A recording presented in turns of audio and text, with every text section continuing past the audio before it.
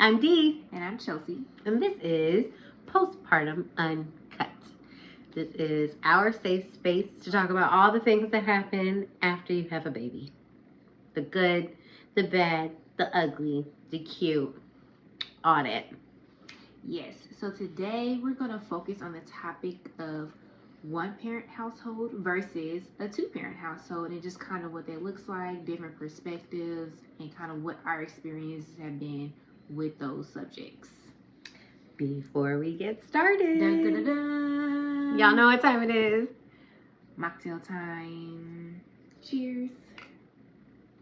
So this right here is a white cranberry mimosa. It matches my lips. It does. It does. It also looks kind of holiday-ish, like Thanksgiving or Christmas. I don't know. Something about the cranberries. But or maybe I'm thinking like cranberry sauce. Yeah, no, it's giving holiday. Yes. Look at that. That's a cute drink. Who doesn't like mimosas? But we really chose this drink because it's simple, it's easy to make, limited ingredients. You kind of can knock it out in a few minutes. So I really hope that you guys, really enjoy this drink. Go to the store, get the supplies, and try to make it. Yes, this was featured last Thursday on our Thirsty Thursdays Mommy Mocktails videos. They come out every single Thursday. Make sure you catch the next one this Thursday. This is really good. You like it? Yes. And there's no liquor in here. It's crazy. No liquor. This month's flight is giving. It's giving. So what's been your favorite drink so far? We had the pink Barbie, we had the peach sangria, and the white cranberry mimosa. Oh, the Barbie one. Oh, okay. The Barbie one. I'm still sucking the rest of the drops out of the straw. Nice. I think mine has probably been the sangria. I can't turn down a white sangria. I just can't. The alcohol-free wine is that's a vibe. Mm-hmm. Because it's okay, so do I even miss the liquor or I like that. It's a vibe. So maybe we should start off talking about our backgrounds. Yes. So I don't come from a two-parent household. I had a single-parent household situation growing up, and now I'm part of a two-parent household. Nice. For me, I grew up in a two-parent household. My parents are actually still married. I think it's been 47 years of marriage. I was like, whew. And so now I am in a one-parent household. I live with me and my daughter. The father is still present. It's just he lives in his house and I live in mine. So, yes, that still, I guess, qualifies to some people, obviously, as a one-parent household. And we'll delve into these situations in this discussion. Because as I mentioned earlier, it doesn't really matter. Pregnancy will humble you in all the ways. If you thought, things were going to go a certain way, they can definitely go left and be different. Yes. And you just have to remain flexible. So I definitely wanted to be part of a two-parent household, but we all know that that's not always the reality. So, and none of us are too good for that reality. So shout out to all the single moms. Shout out to all the single dads, single parents everywhere. Shout out to y'all showing up every day. And then shout out to the two-parent households, to the people that stay and the people that do stuff. Shout out to those that work as a team. Raising children takes a village, period. So being the individual that gets the privilege to raise the child in-house, that's something beautiful that you're definitely not missing out on. And that's totally awesome that you recognize the severity of that. It's awesome. But two-parent household-wise, what I love about it that I didn't experience when I was growing up is the split amount of work, seemingly. Now, I will say this, two-parent household does not mean two incomes. In fact, a lot of times it can mean the exact opposite. It can mean one income solely, and therefore one person gets stuck with majority of these tasks, another person gets stuck with the financial burdens. So two-parent household can have its moments about just if you're working or not. Two working people versus like a 2-income, 2-parent household versus the 1-income, 2-parent household. That's got its own things going on. So I'm speaking from a 2-parent, 1-income household at the moment. That itself has been an adjustment. As you guys know, I used to work a lot, and now I'm not working at all. So it's me, baby boy, all day. And then Bay is working and he's providing, and that's cool. What that also means, though, is we have to be aware of each other's situations all the time. It involves a lot of constant communication with each other in regards to the baby and where we're at with each other. Co-parenting and being in a relationship with a child is 2 different things too. Yeah. So being that we are actively in our relationship, living in the same house, trying to navigate this child, there's a lot of talking that happens in our house so that we can make sure that we're still on the same page with each other. When's the last time he ate? What color was his poop? Did he throw up after he ate today? Like, all that stuff has to get ran by the other person all the time. So I know if I was operating by myself, I don't have to answer to nobody. I just you know the answers. Yeah, I know the answers. I do what I do, but I'm constantly getting asked, "Babe, when's the last time he ate?" So we do have a cute little communication board because I'm that kind of person. If you want to know how to make one of those, let me know. But it's a cute communication board in baby boy's room that says, like, last time he ate, last time he was changed, and we both have that responsibility to update that. So if someone didn't communicate, we talk about why that didn't happen. We say, hey, I know you're busy, but you got to communicate that or I'm not going to know how to help you.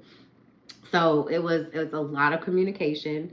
Yes, I do have help.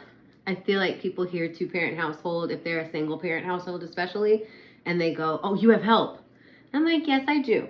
Yes, I do. Is the help that I have ultimately, by the time I get fed up at 3 a.m. for this feeding, is having that backup very different than if I was by myself? Of course. But it doesn't necessarily mean there's a 50-50 on the responsibilities with the kid.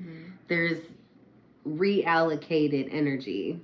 So my energy is reallocated energy. Yeah, we were a 2-adult household with 2 incomes, and I worked a significant amount, So now it's like, okay, I used to put my energy into work. Now I'm going to put my energy into my kid and my home and my partner and what we're growing together. But you're working with another person. It's like if you have a roommate, but this is a roommate you like, so you actually have to like act right? And navigating a new baby with that person takes a lot of work. But it is helpful having somebody to tap out. We do this thing called tapping out. If I'm reached my mental capacity, or if he knows that he's not going to be calm enough to get him to relax or fall asleep, we tap out. We say, hey, can't do it. You got it. Try this. And it keeps the other person from getting overwhelmed or feeling one-sided. It makes it feel like more of a team. So I do like that we work well enough together. And that just comes from doing that work with your partner and understanding how your partner works too. 2-parent household is cool because the kid gets to see both parents and build a relationship with both parents, and then you build a relationship all together as a family. So it's that's one cool. unit. It's not like the child is trying to adjust to dad over here and then trying to adjust to mom over here. It's like you guys are building. It's like teamwork. You guys are just building this unit or this village together. I love the teamwork aspect of it because it feels good to do something good with someone else and with each other's help to like lean on each other. It's a group project where everybody knows what they're doing. And it's nice to be able to tap out like spontaneously, not having to plan a tap out. Right. Like when he's like in house and you're like, I just want to wash my butt. Can I hop in the shower real quick? Yes. That's great to be able to be like, hey, can you? So that's even if the baby's sleeping, like, can you just make sure he sleep? That is another thing. So that's something that's definitely a pro. But then there's also that thing that happens with like my single parent friends, they'll think like that just means I automatically have that free time. Like I do have an in-house sitter. Yes, right? I don't have to plan babysitting necessarily. Like I can say, hey, I'm gonna go to the store real quick, watch the baby. Like you said, I'm gonna hop in the shower real quick, watch the baby. But then there's his schedule and his things that I have to work around all the time. Like, and because we have a kid now, we have to, are you going to take the baby or am I going to take the baby? We have to figure that out. So I have to do everything around his extracurricular schedule now. My extracurriculars have kind of changed since pregnancy because I allowed my life to change like that. But I think the pro that people are pointing out that kind of gets maybe overhyped or communicated poorly is not that you get break time. It's just basically the necessities that you need to handle in your life. You have a person to balance that with you.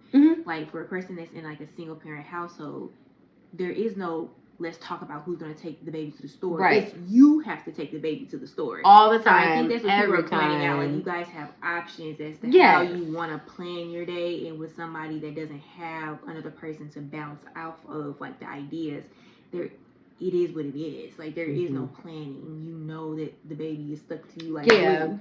And you know what? I do need to be clear too, like the way that I feel about those friends when they have those moments is they're just letting out their frustration. It is incredibly frustrating to work on something that two people created together by yourself. It's incredibly frustrating. It's frustrating just being a mom in general, like having a baby and having a newborn in your home. So those feelings that you feel, you don't get to tap out, where if I feel like I'm reaching a boiling point, I'm not going to be able to really respond positively to this moment. Please take this baby. Like, y'all don't have a tap out. So or an immediate tap out. There's always the village. I can be there in an hour. Well, I kind of need it right now. Like, or if your village even offers, right? Because that's why we're here, right? To show you guys how to support your friends during pregnancy and after. Sometimes it's just sitting downstairs with my kid while I film my YouTube. Sometimes it's just that. Shout out to my baby's godmother. Shout out to her. I guess what I feel is I feel guilty sometimes because I have friends that are doing it alone. So I feel guilty complaining about anything because I know that I could be by myself. And being by yourself is not a bad thing. I grew up with a very independent mom. Like, I watched that happen. So the cool thing is I got to learn how to be independent. I saw what that looked like. But because I saw that, and because I'm a product of that, and because I know what I felt and what I went through, I don't want to go through that. So I was very adamant, the best that I could, and got on my side on this, part of the plan, tried really hard to find somebody that I could have a kid with and not have certain issues. And see, I'm glad you phrased it that way, because sometimes no matter who you think how well you think you know somebody, or how well you think you have planned the situation out in your head, it could be two great people that have created a baby, but once that baby gets here, it just doesn't work. And sometimes like all the pre-planning in your head, and you're like, this is the person that I want to create a baby with, it just doesn't work out in the end. Right. Y'all are on the same page when the baby has entered the world. Y'all are on the same page as two people dating or being in a relationship, but a kid changes everything, and you can't always predict how your dynamic will look once a kid enters the world. So shout out to the people that pre-planned with a great person to have a baby with, and then was able to maintain that postpartum. And that's why I said none of us are above either situation. As you can see, we started off in opposite situations and ended up in the opposite circumstance. So, you know, just remain humble and realize that you're going to be okay either way. But I'm not going to sit here and act like having that help doesn't really come in clutch. Sometimes me and baby boy's dad are very, very excited to learn how to be good parents. Or at least excited to try. So that's good. That's fun, working with that with somebody, like a friend. I guess kind of piggybacking off of everything that she said and kind of focusing more on the one parent household side of things. And one parent household doesn't mean that you're not with the dad. It doesn't mean that y'all beefing. It just simply means y'all do not share the same address. And he has his own set of bills. He has his own mortgage or rent, car payment, utility payments, student loans. He has that. You have the exact same thing on your end. You guys are just not contributing to keeping the lights on in the same house. Mm-hmm. He's keeping his own lights on and financially helping with the child. You're keeping your own lights on at your crib and financially helping the child. So when you say single parent household, I just want to make sure that there's not the notion of dad's not in the picture or dad is not helping or you and dad are not romantically involved anymore. Sometimes it just simply means you don't live with your man. Single parent household means I'm the one person responsible for this group project mm-hmm. that we created. And at the end of the day, if the baby's not fed, if something isn't right, mm-hmm. they're going to look at me because first she lived with me. She has my address. So yeah, that's literally what that means. And then in other aspects, there are the circumstances. I have friends that have that circumstance where the dad chose not to be present mm-hmm. or is choosing not to be as active. And in those circumstances, you're doing your best mm-hmm. and that's all that baby needs. So in a single parent household, I already kind of touched on the finances that occur. Like she said, 2-parent household doesn't mean there's 2 incomes. Sometimes there could just be one. In a single parent household, typically there is just the one. Mm-hmm. You could be in a situation where dad is big balling and he's paying for his stuff and he's paying for your stuff too. Kind of just depends. But typically what I see and how my single parent household is set up is I'm footing the bills for myself and going halvesy on monetary support for my baby, and mm-hmm. the father is contributing to the other half of the monetary support. So that's how we have that set up.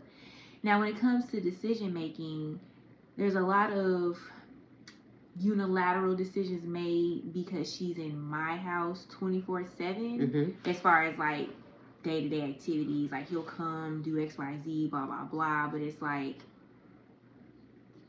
she's with me, she lives in my house, right, type of thing. So there are discussions, don't get me wrong, I haven't like cut dad out or his opinion doesn't matter type of mentality, not at all. But when it comes down to like split decisions, like split second decisions, or just this just came up and I need to react now, it's me. They're right. Going to look at me and the decision that I made is going to come back on me, positive or negative, whatever the outcome is of that decision.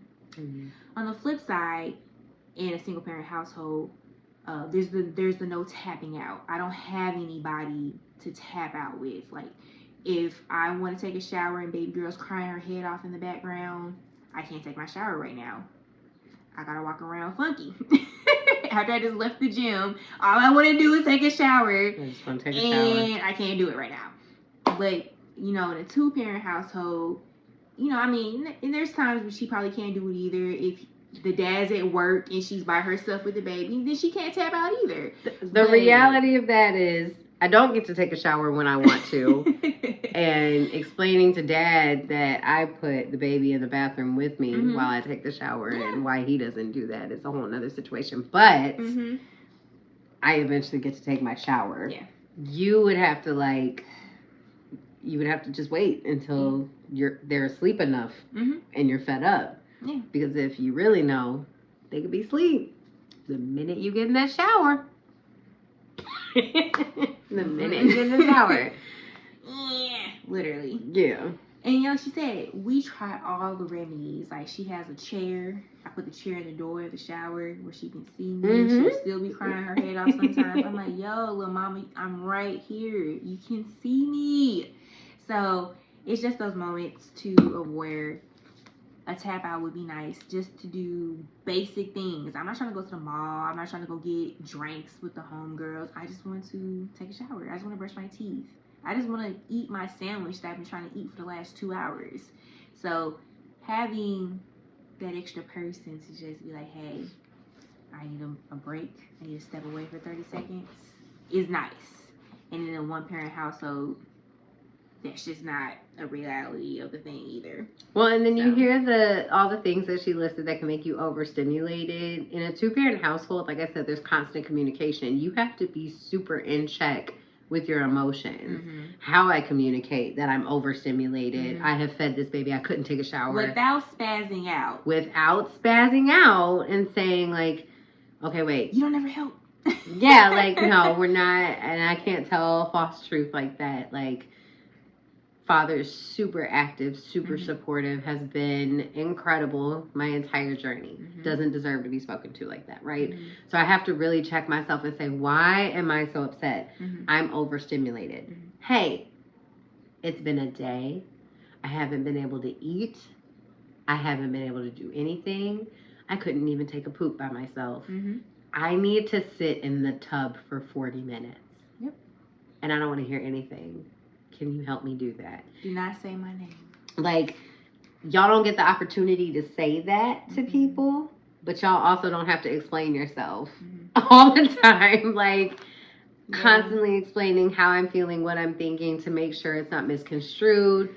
You know, and if he's a good daddy during postpartum, he will be tiptoeing around you like landmines. Like, while I don't currently live in a 2-parent household, when baby girl was first born, Dad and I did live under the same roof for like the first 4 months of her life during the transition period. And it was nice because we were able to split up duties.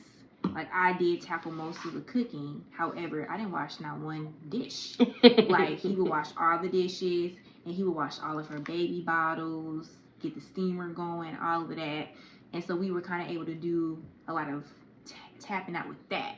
I didn't wash any of her clothes because I wasn't really able to walk up and down steps after my surgery. So he would wash all of her clothes. So we kind of were able to do that. So I did get a taste of what that looks like in a 2-parent household for a little period of time. And now in a 1-parent household, I have to do all the laundry. I'm washing bottles 3-4 times a day. Like, I'm literally having to make her bed up, do this, do that, like pick up all the toys. It just falls on one person when it could be nice. Even if you don't have your set task, it's nice to have another person that sees something that needs to be done and they can do it. Or you're like, hey, didn't get around to that. I'm about to feed the baby real quick. Do you mind tackling that in the kitchen? Because I don't have time.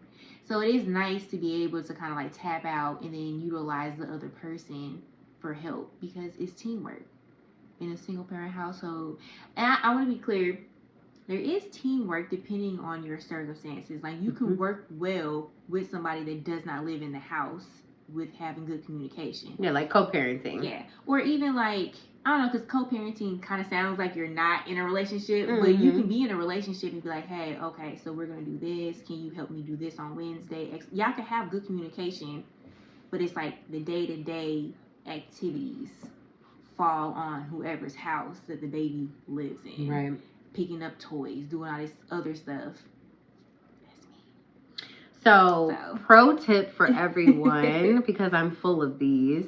When you hear someone expressing this type of frustrations or just telling you what life looks like as a single parent, or if you are about to be a single parent, this is some of the stuff that you're going to have to deal with. If you're about to be in a 2-parent household, this is some of the stuff you're going to have to deal with. But if you are a supporter of a mama, a soon-to-be mama, or one that's already there, this is a way that you can support your friends. You know, she's complaining about laundry. Like, Dad was there doing laundry and helping, and now he's not. Like, you know, it would be cool is if I pulled up at her house and I did a load of laundry for her. Yeah, thanks.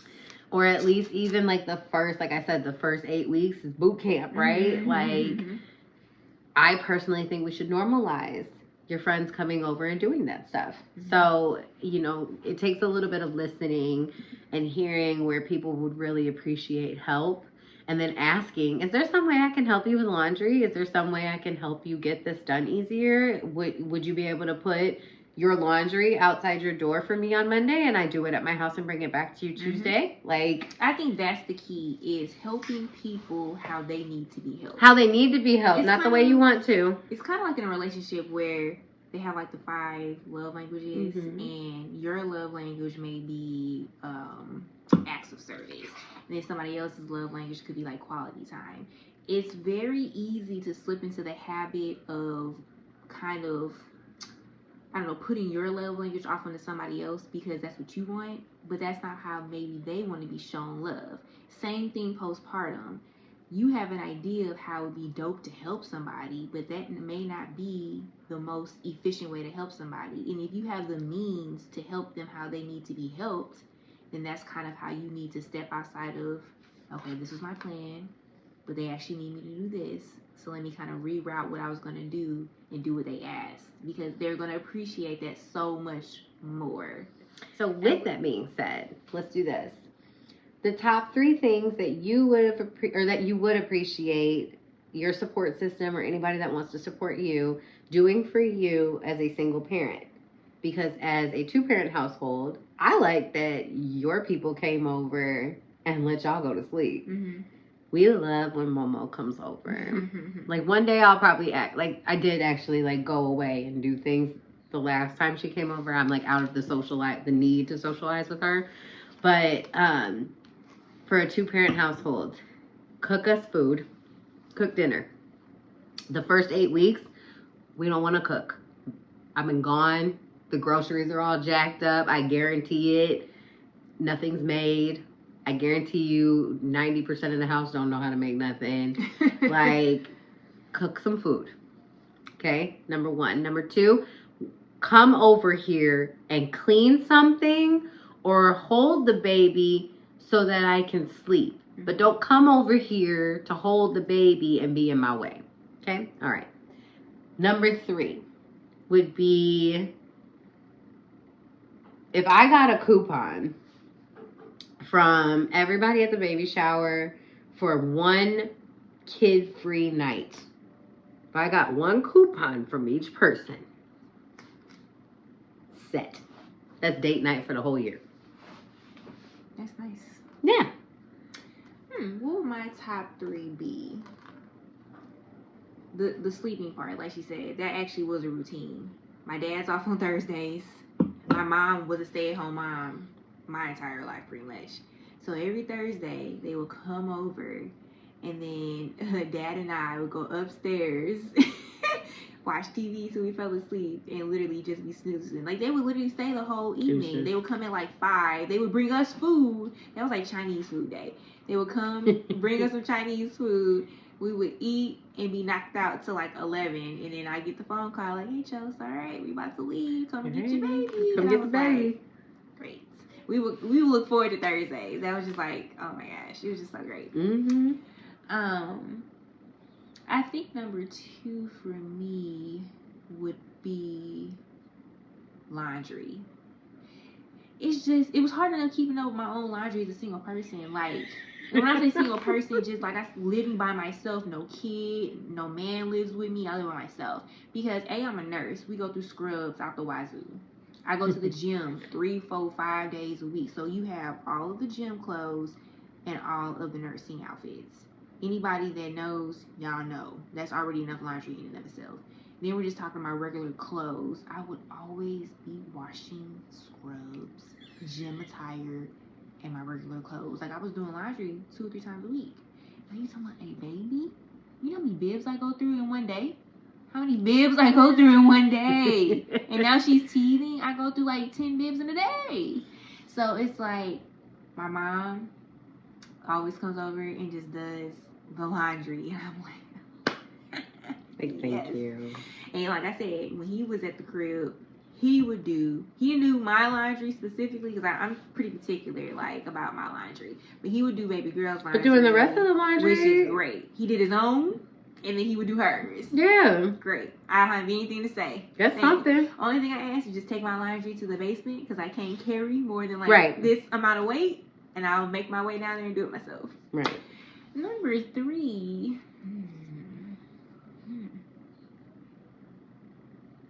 Number 3 would probably be, can you go grocery shopping for me? Because I don't mind cooking if I feel like I haven't been ripping and running all day, that's when I don't want to cook. Right. When I've been ripping and running, lugging my baby in and out the car, like I would have took grocery shopping too. For the recovery period, the first 6 weeks, I would have took grocery shopping. So, yeah. Because, like, if you would have just FaceTimed me and been like, do you want this apple or do you want this apple? Like, I would have been fine with that. And my mom, she know what's up. He, like, the dad, he can cook too. It was great. So, it's like, they both know what to get and what not to get. So, right. Yeah. Grocery shopping, and then, like, there's one less bill on me, like, because they would pay for it. So, that, like, they were contributing one that way. One less thing to help. on me. It was just great. Yeah. Yeah. So that's as far as like household wise, like single parent, they've got a lot of stuff going on, take something off their plate. As a 2-parent household, we don't have time to think about each other. So time that we get, I mean, we do, right? I'm being dramatic, but there's way less time to be like really cute and focus on our relationship. We're parents first. So opportunities that we get to kind of relax in that aspect. Like we do enjoy being a family, but we also like our alone time. So it was like one of the best things was on our anniversary when Momo watched her grandchild, and I let him stay overnight and everything. Oh my God. But I survived and I had daytime. So things to think about when you're supporting your mom friends. This discussion was awesome. I want you in the comments. How about you leave? If you're a mom, tell me, are you from a 2-parent household or a single-parent household? And what do you envy about the other type of household? So to clarify, when you say from, you mean current situation or growing up? Current situation. Okay. If, like, for instance, I am D, I'm in a 2-parent household, and what I envy the most is you don't have to explain yourself all the time. All right, well, I'm Chelsea. I'm from a 1-parent household, and what I envy the most is you have the availability to tap out when things get a little hairy.